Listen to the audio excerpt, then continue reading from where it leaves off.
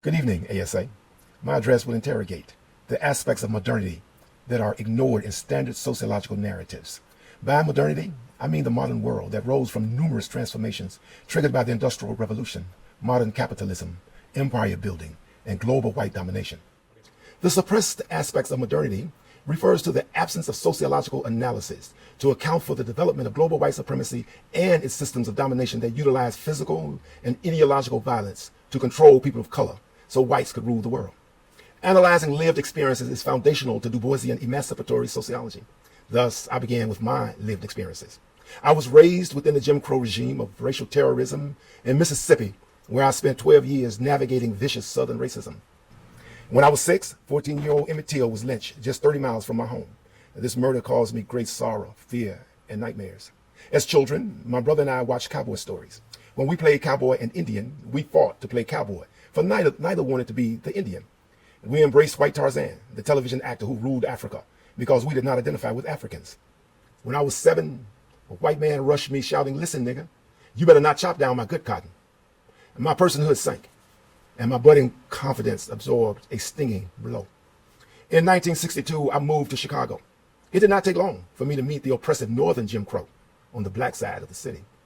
As a domestic worker, my mother had to support 5 children. She aspired to own her home, but found it daunting given her limited income and inability to sign for a loan. In my predominantly white high school, black students encountered discrimination and were tracked into vocational careers. Outside of school, police patrolled and profiled us, especially young black men, who often landed in jail. As I worked in factories, I discovered racial unequally divided black and white workers. Once I walked through the supervisor's office, prompting the white boss to yell, "You are never again to enter the manager's office tracking in mud and grease," making me feel like mud and grease.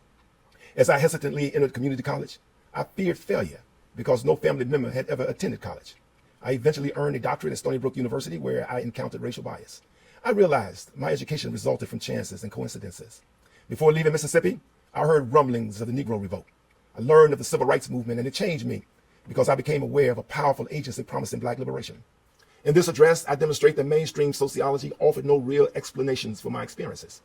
I will argue the sociologist W.E.B. Du Bois developed such explanations, but his insights were inaccessible, having been erased from the discipline for over a century. Du Bois, the pioneering black sociologist, probed the lived experiences of the oppressed, providing explanations for their oppression and agency. Yet his erasure from sociology was stunning. I examined the entire corpus of ASA presidential addresses to determine how often presidents mentioned Du Bois, compared to Karl Marx, Emil Durkheim, and Max Weber. Marx was mentioned 91 times, beginning in 1920, while Durkheim was mentioned 87 times, beginning in 1911. Weber was mentioned 76 times, beginning in 1943. Du Bois was mentioned 45 times, but the first did not occur until 71 years after the founding of ASA, when Alfred McClone Lee referenced Du Bois in 1976. He was not mentioned again for a quarter of a century. The breakthrough came in 2000 when Joe Fagan discussed Du Bois 12 times. Michael Burroway followed in 2004, mentioning 5 times. Then came the waterfall. In 2019, Mary Ramiro centered Du Bois's work, discussing him 22 times. Thus, Du Bois was erased from sociology until his resurrection in the 21st century. In 1903, Du Bois posed a profound question for subalterns. How does it feel to be a problem? For 6 decades, he produced scholarship to answer this perplexing question. In 1959, C. Wright Mills grappled with similar questions regarding lived experiences. He argued, quote, "Neither the life of an individual nor the history of a society can be understood without understanding both," end quote. And thus one must develop and, quote, "awareness of the relationship between personal experiences and the wider society," end quote. Du Bois and Mills advocated linking biographies with histories and social structures to understand lived experiences.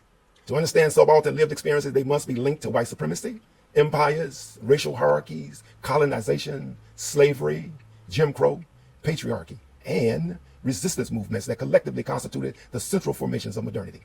White supremacy consisted of social, economic, and political systems that enabled whites to rule darker races.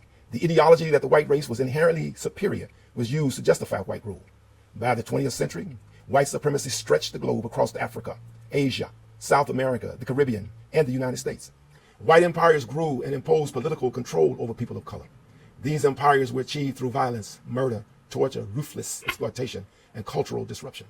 Empire building reached its zenith when European nations agreed to divide Africa between themselves at the 1884 Berlin Conference, where white leaders from Europe and the United States met to take control of the continent. Only Ethiopia and Liberia were left out of this process. By the turn of the 20th century, 90% of all African land was under European control. White ideology argued that Africans deserved to serve whites because Africans were uncivilized. Racial hierarchies constituted a crucial property of modernity. They were socially constructed systems of racial classification, enabling whites to exploit races they perceived as inferior. As a result, racial hierarchies generated devastating consequences for billions of people. These hierarchies empowered whites to occupy the top rung, while other races were arrayed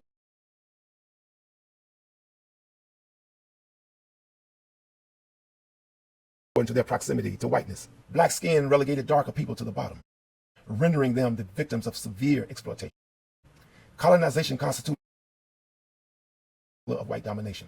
It occurred when a foreign power claimed sovereignty over other nations and annexed their territory.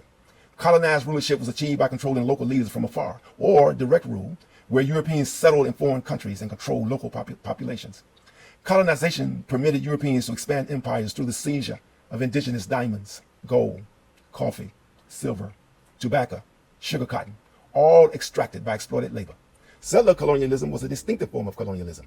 It emerged when indigenous people were removed from their lands and replaced by whites who took those lands to exploit them for empires. Native Americans suffered settler colonialism. English colonizers drove Native Americans from their land, restricted them to reservations, and forced their children to attend propaganda schools to eliminate their so-called primitive culture. The removal process was brutal. Rebellious Indians murdered, agricultural fields seized, homes set ablaze, and graves robbed.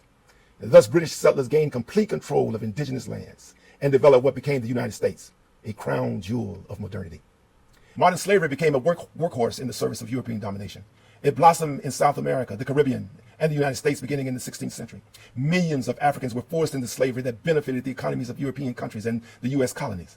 Slavery solidified America's imperial power, enabling it to conquer the Philippines, Cuba, Puerto Rico, Guam, Hawaii, and annex portions of Mexico. Slavery shaped U.S. Racial dynamics for centuries, rendering Native Americans exiles and African Americans serfs.